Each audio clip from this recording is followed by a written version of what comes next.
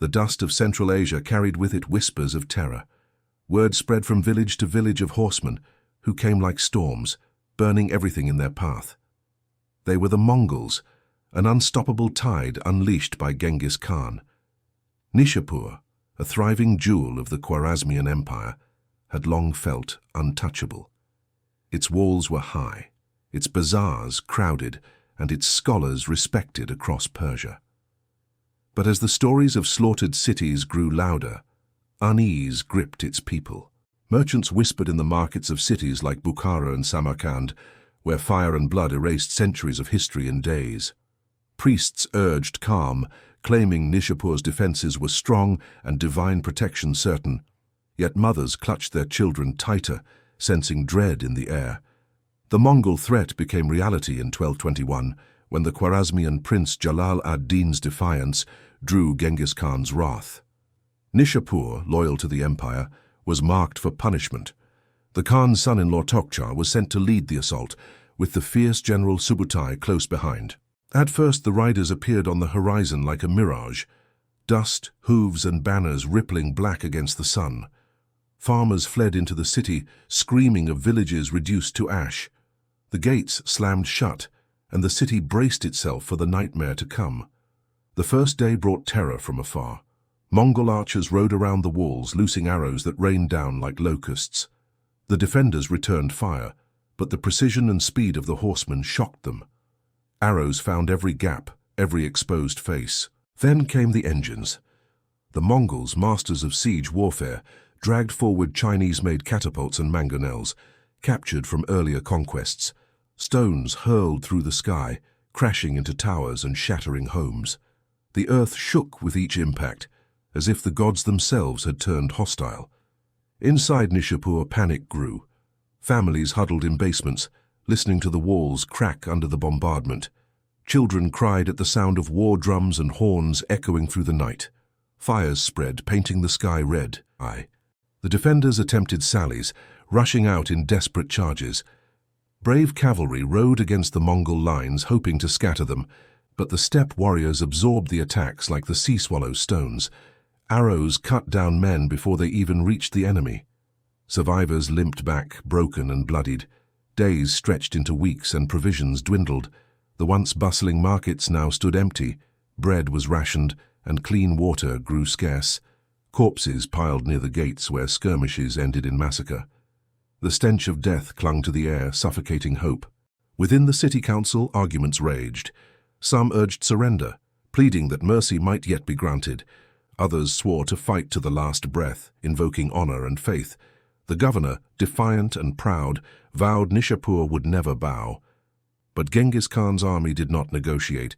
To them, resistance was an insult to be answered with annihilation. Scouts reported that reinforcements were not coming. Nishapur stood alone. Still, the citizens clung to the belief that their walls would hold. On the 22nd day, disaster struck. A section of the outer wall, battered relentlessly by catapults, finally collapsed.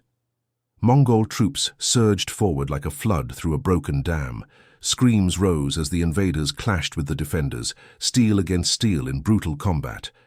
Women hurled stones from rooftops, children carried water to soldiers, and priests shouted prayers into the chaos. Every alley became a battleground, every courtyard a grave. But the Mongols fought with mechanical precision, cutting down resistance as easily as harvesting wheat. In the midst of the carnage, tragedy deepened. Toquchar, Genghis Khan's son-in-law, fell during the fighting. He was struck dead by an arrow loosed from the walls. For the Mongols, his death was an outrage demanding vengeance of biblical scale. News of Toquchar's fall spread like wildfire through the Mongol camp. The soldiers, already merciless, grew rabid with fury. They swore that Nishapur would not merely be conquered, it would be erased. Mountains of skulls would rise where streets once stood.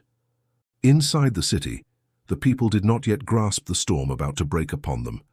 They celebrated the killing of an enemy leader, believing it a sign of divine favor. For one fleeting night, the surviving defenders dared to hope. But beyond the walls, the Mongols prepared their final act. Orders were given for the complete destruction of Nishapur. Not only soldiers, but every man, woman, and child would be put to the sword. The very memory of the city was to be obliterated. The next morning dawned grey, heavy with smoke and dread. Drums thundered across the plain as Mongol troops massed for the final assault. Tens of thousands of horsemen tightened their formation, banners snapping in the wind. The people of Nishapur gathered in the mosques and homes, clutching one another as the ground shook with the approaching horde. They prayed, wept, and screamed, some begging for mercy, others cursing their fate. Then, with a roar that seemed to split the heavens, the Mongols charged. Walls crumbled, gates splintered, and the tide of warriors poured into Nishapur.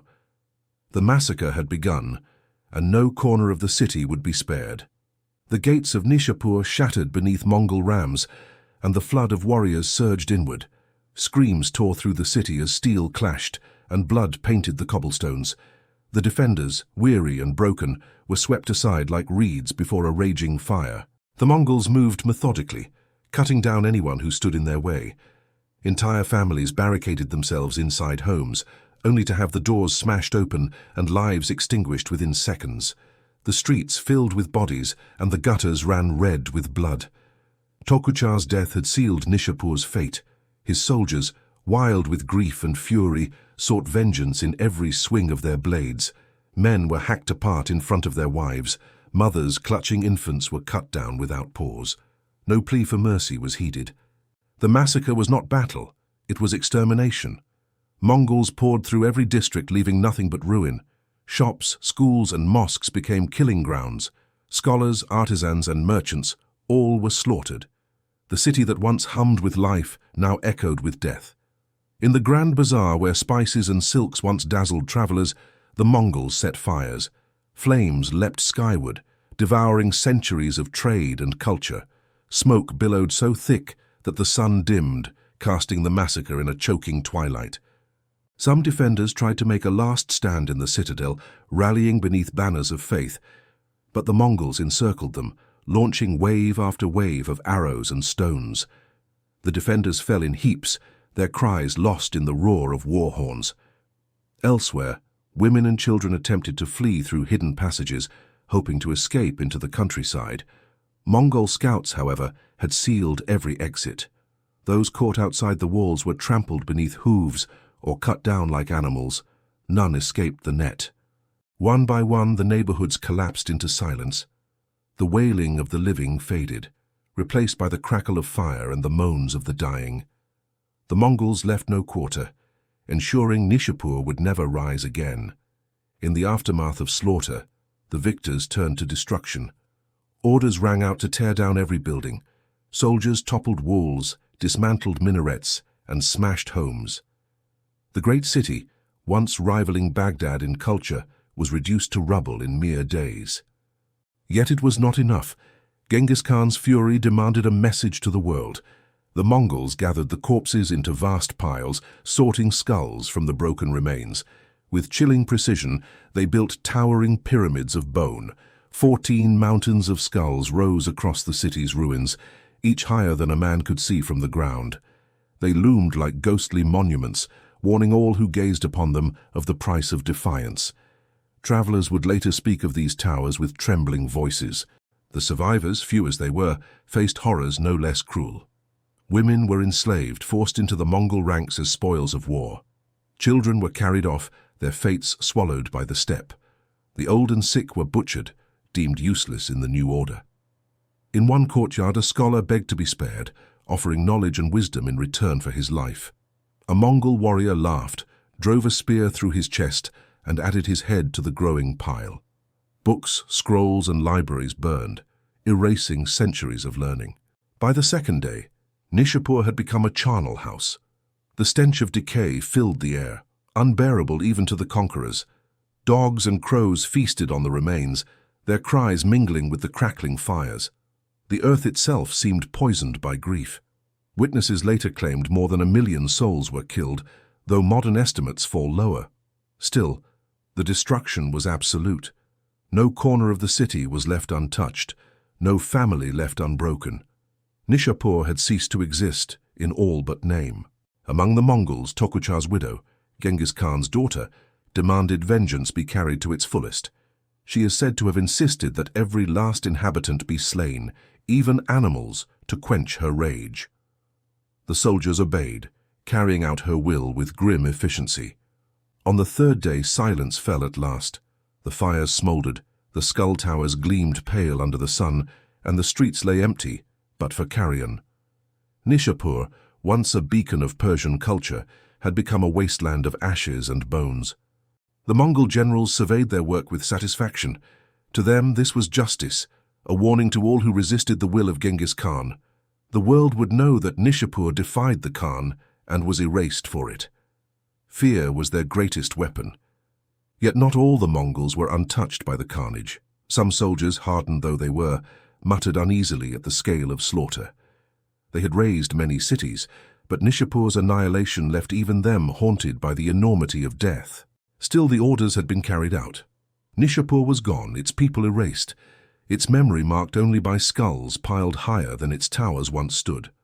For centuries to come, its destruction would be remembered as one of the darkest acts of Mongol conquest.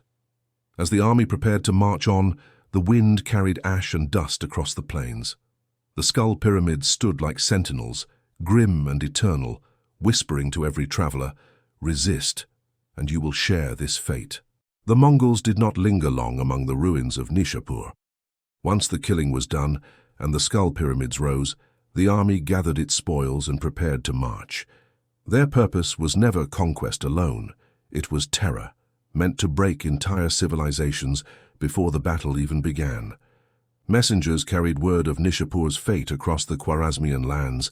Each village, each town that heard the tale, shuddered. Mothers pressed their children close as merchants spoke of 14 mountains of skulls gleaming in the sun. Fear became the Mongols' sharpest blade. When nearby cities learned of Nishapur's fate, many surrendered without a fight. They opened their gates, offered gold, livestock, and hostages, hoping to avoid total destruction. Resistance after Nishapur seemed suicidal. The legend of its annihilation spread faster than any horse could ride. For survivors scattered across the land, Nishapur lived on only in memory. Refugees spoke of streets drowned in blood, of neighbors slain, of families vanished. They carried their grief into new settlements, their stories planting seeds of dread wherever they settled. Persian chroniclers would later write of the horror with trembling ink. Some described Nishapur as having 1,000,000 dead. Others insisted the numbers were smaller, but the devastation no less absolute. Historians struggled to comprehend the scale, how a single city could be so completely erased.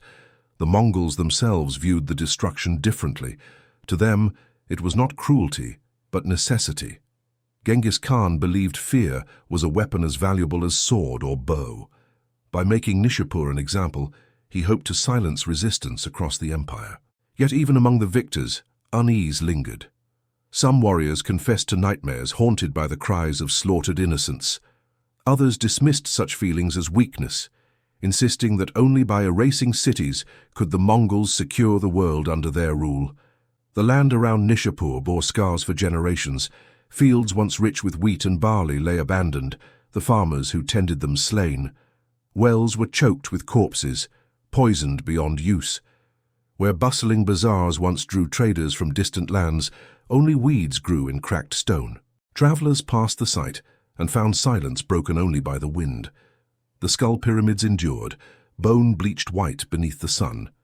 To many, they seemed less monuments than curses, whispering of vengeance that hung heavy in the air. Persia's cultural heart suffered deeply from Nishapur's fall.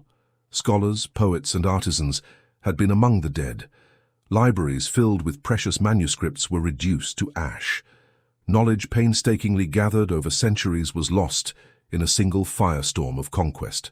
The Khwarezmian Empire, already fractured, could not recover. Nishapur's destruction crippled its morale, leaving neighboring cities desperate and afraid. Some rulers fled, abandoning their people. Others bent their knees to the Mongols, hoping submission might spare them. But submission offered no guarantee, for though Nishapur had resisted, other cities that surrendered were also plundered, their people enslaved. The message was clear: survival under the Mongols was not assured by obedience, only by fortune. As years passed, The memory of Nishapur became legend. Poets wrote mournful verses of a city once radiant, now lost to time. Parents warned their children of the Mongols' cruelty, using the city's fate as a cautionary tale. Its destruction became a symbol of human fragility. Centuries later, Nishapur would rise again in name, rebuilt upon its ashes. But the ghost of the massacre lingered. Even as new walls and markets appeared, travelers whispered of the old skull pyramids buried beneath the earth, reminders of the terror that once reigned. For historians, the destruction of Nishapur remains a puzzle. Was it truly the bloodiest single event in Mongol conquest? Were 1 million lives taken, or were the numbers exaggerated by grief and rumor? The truth may never be known, buried with the dead. What is certain is the psychological impact. Nishapur's annihilation shattered illusions of safety. It revealed that no city, no matter how strong its walls or proud its traditions, was beyond the reach of Genghis Khan's vengeance. Fear became empire, built as much on terror as on conquest. Genghis Khan himself carried the lesson forward. Wherever resistance appeared, he reminded his enemies of Nishapur. He needed only to speak its name, and cities would tremble. Nishapur was no longer merely a city. It was a weapon of memory, sharper than any blade. For the people of Persia, however, the loss was irreparable. Families vanished without descendants. Art and knowledge were scattered to the winds. The trauma of Nishapur burned so deep that even centuries later, storytellers invoked it with reverence and dread. The Mongol Empire would expand further, carving across Eurasia with unmatched ferocity. But the ruins of Nishapur stood apart, a unique testament to the price of defiance. Not simply conquered, but erased. It became the darkest example of Mongol retribution. In the stillness of the plains, where once the city thrived, the earth remembers. Farmers ploughing fields centuries later unearthed bones, pottery, and fragments of charred stone. Each fragment whispered of lives once vibrant, now reduced to silence. And so Nishapur's story endures, not only as history but as warning. It speaks of the terrible cost of empire, of vengeance carried too far, of lives extinguished in the name of power. It reminds us that cities can fall, but their ghosts never leave the earth. Subscribe for more interesting content.